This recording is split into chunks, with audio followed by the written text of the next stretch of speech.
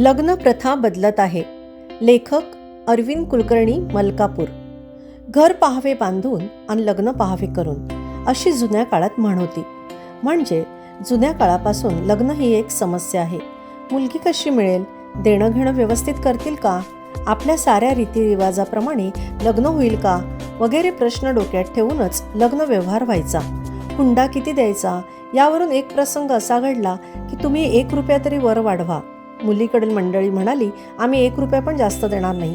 असे 1 रुपयासाठी लग्न मोडले. आज सर्व काही बदललेले दिसत असले तरी मूळ गाभा तोच असतो. पैसा प्रत्यक्ष न मागता मुलगी नोकरी करणारी हवी. जुन्या पद्धती कमी झाल्या, पण बडेजाव वाढल्याने अनाठाही पैसा खर्च होतो. आज लग्न जुळवण्यासाठी कोणी मध्यस्थी करायला तयार नाही. मुलगा व मुलगी दाखवण्याचं चहा पोह्याचा कार्यक्रम सुद्धा आता मागे पडला. लग्न ठरवण्याचा आनंद काही आई वडिलांच्या नशिबात नसतो. ते दोघे कुठेतरी भेटून आपले लग्न ठरवतात आणि नंतर आईवडिलांना सांगतात.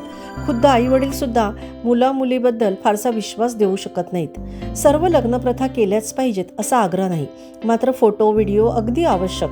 खेडेगावी लग्नात एखाद्या राजकीय व्यक्तीचे भाषण, मानसन्मान लग्नातील महत्त्वाचा भाग समजला जातो. या सर्व गोष्टी करताना वेळेला गौण समजले जाते. लोकही लग्न मुहूर्ताच्या अर्ध्या तासांनी येऊन पाहतात. जास्तीत जास्त लोकांची पंगत हा प्रतिष्ठेचा भाग. मनुष्यबळ नसल्याने शहरात मोजक्या लोकांमध्ये लग्न समारंभ करण्याकडे कल दिसतो. पाहुणे येण्याची पद्धत आता फारसी नाही. प्रतिनिधी स्वरूपात घरातील कुणीतरी लग्न लावायला जायचे. झालंच तर एखादा मुक्काम. पूर्वीच्या काळी पाहुणे महिनाभर राहून सर्व कार्यक्रमाला मदत करत. आता सर्व कामे करार करून केली जातात.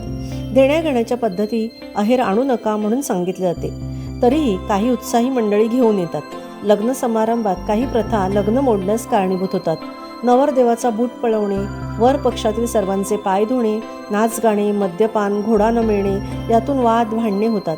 कुणी समजूतदार असेल तर वेळ निभावून नेतो, पण सर्वच शेरा सव्वाशेर असेल तर काही खरे नसते. लग्ना अगोदर प्री वेडिंग ही पद्धत वादग्रस्त ठरत आहे. त्यातून विवाह मोडत आहेत. आजकाल मोबाईलमुळे स्पष्ट बोलण्याच्या ओघात नियोजित वर व वधू यांच्यात नको त्या गोष्टी चर्चेत येतात. परिणामी लग्न मोडण्याची शक्यता असते. लग्नात सांगण्यासाठी वधू व वर समान असतात, पण अहंकार आडवा येतो. मीच का पडती बाजू घ्यायची, अशी मनस्थिती दिसून येते.